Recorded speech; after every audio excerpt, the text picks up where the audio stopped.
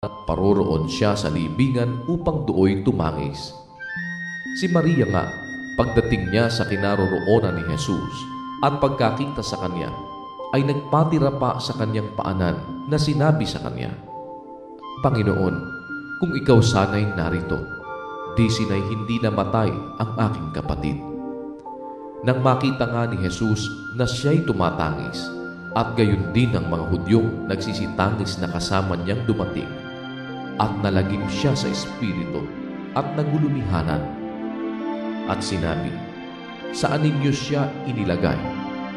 Sinabi nila sa kanya, "Panginoon, halika at tignan mo." Tumangis si Jesus. Sinabi nga ng mga Hudyo, "Tingnan ninyo kung gaano ang pag-ibig niya sa kanya."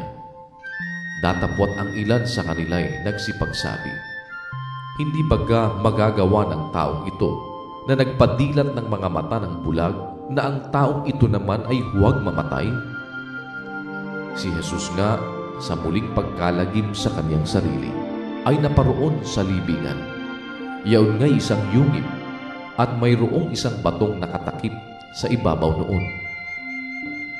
Sinabi ni Jesus, "Alisin ninyo ang bato." Si Marta, na kapatid niya namatay, ay nagsabi sa kanya, "Panginoon, sa ngayon ay nabubulok na ang bangkay, sapagkat may 4 na araw nang siya'y namamatay." Sinabi sa kanya ni Jesus, "Di baga sinabi ko sa iyo, na kung ikaw ay sasampalataya, ay makikita mo ang kaluwalhatian ng Diyos?" Kaya't inalis nila ang bato, at itiningin ni Jesus sa itaas ang kanyang mga mata, at sinabi, "Ama, nagpapasalamat ako sa iyo na ako'y iyong dininig. At nalalaman ko na ako'y lagi mong dinirinig. Ngunit ito'y sinabi ko dahil sa karamihang nasa palibot, upang sila'y magsisampalataya na ikaw ang nagsugo sa akin." At nang masabi niya ang gayon, at sumigaw siya ng malakas na tinig, "Lazaro, lumabas ka!"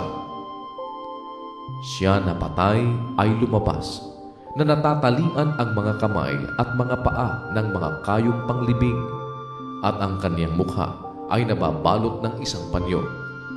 Sinabi sa kanila ni Jesus, "Siya'y inyong kalagan, at bayaan ninyo siyang yumaon." Marami nga sa mga Hudyo ang nagsiparoon kay Maria, at nangakakita ng ginawa niya ay nagsisampalataya sa kanya. Datapwat ang ilan sa kanila ay nagsiparoon sa mga Fariseo, at sinaysay sa kanila ang mga bagay na ginawa ni Jesus. Ang mga pangulong saserdote nga at ang mga Fariseo ay nangagpulong at nagsipagsabi, "Ano ang ginagawa natin? Sapagkat ang taong ito'y gumagawa ng maraming tanda." Kung siya'y ating pababayaang gayon, ang lahat ng mga tao ay magsisisampalataya sa kanya, at magsisiparito ang mga Romano at pagkukunin ang ating kinaroroonan, at gayon din naman ang ating bansa. Ngunit ang isa sa kanila na si Caifás, na dakilang saserdote ng taong yaon, ay nagsabi sa kanila, "Kayo'y walang nalalamang anuman. Ni inyong niwawari na sa inyo'y nararapat na ang isang tao ay mamatay dahil sa bayan, at hindi ang buong bansa ay mapahamak." Ito nga'y sinabi niya na hindi sa kanyang sarili, kundi palibhasa ay dakilang saserdote ng taong yaon, ay hinulaan niya na si Jesus ay dapat mamatay dahil sa bansa. At hindi dahil sa bansa lamang, kundi upang matipon din naman niya sa isa ang mga anak ng Diyos na nagsisipangalan. Kaya't mula ng araw na yaon ay pinagsanggunianan nilang ipapatay siya.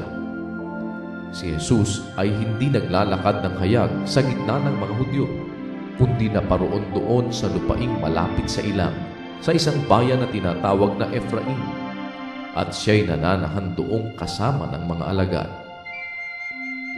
Ang Paskwa nga ng mga Hudyo ay malapit na, at maraming nagsiahon sa Jerusalem mula sa lupaing yaon bago magpaskwa upang magsipaglinis. Pinaghahanap nga nila si Jesus at pinag-uusapan ng isa't isa samantalang nangakatayo sila sa templo. Anong akala ninyo, na hindi na kaya siya paririto sa pista?